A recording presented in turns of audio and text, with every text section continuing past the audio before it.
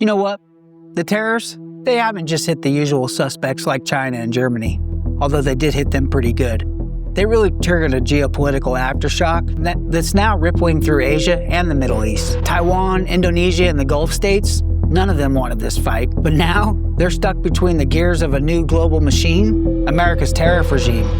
And here's the brutal truth. You either adapt to the new system or you get locked out. No question. Hey, this is Frank with America's Geopolitics, and if you're tired of the globalist bullshit, subscribe now. Let's start with Taiwan. You know it produces about 90% of the world's most advanced semiconductors. But guess what? 70% of those chips are exported to countries now under U.S. tariff restrictions. Taiwan's economic model was built on open trade routes and a stable China-U.S. relationship.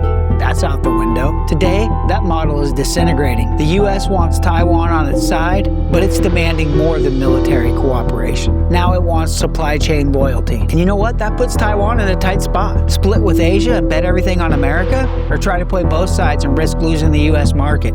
For a country already under threat from Beijing, there may be no room left to hedge. Indonesia, the world's fourth most populous country that you probably don't even think of.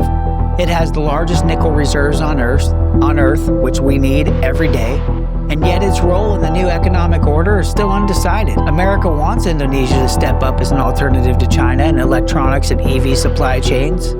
Indonesia wants U.S. investment, but not U.S. rules. It hasn't committed to the tariff framework. It hasn't aligned on security. And now, companies looking to escape tariffs are bypassing Indonesia for Vietnam and the Philippines. And you know those countries are already playing ball with Washington. Here's the dilemma. Indonesia can be a regional powerhouse, but only if it chooses a side. If it waits too long, the supply chains will pass it by. And this time, they're not coming back. Now let's talk about the Gulf states.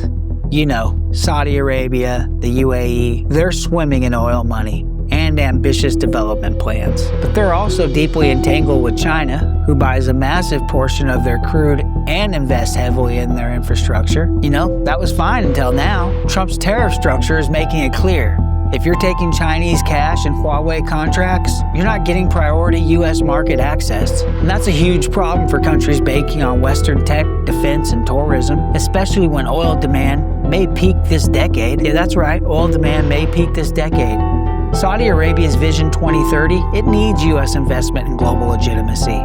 But sticking with China could make it a pariah in the new American-led system. So what's the Gulf's choice? Continue playing both sides and risk losing the American market? Or pivot west and walk away from billions in Chinese projects? There's no easy answer on this one. But time is definitely running out. It's about forcing decisions. It's about changing the game. America is no longer asking politely, which we tried for 16 years. It's building a new world, and if you want in, you play by U.S. rules. Taiwan, Indonesia, and the Gulf didn't ask for this, but now they're central players in a trade war that's rapidly becoming a new economic order. So, don't get distracted just by the headlines about China and Canada, although those are quite big deals.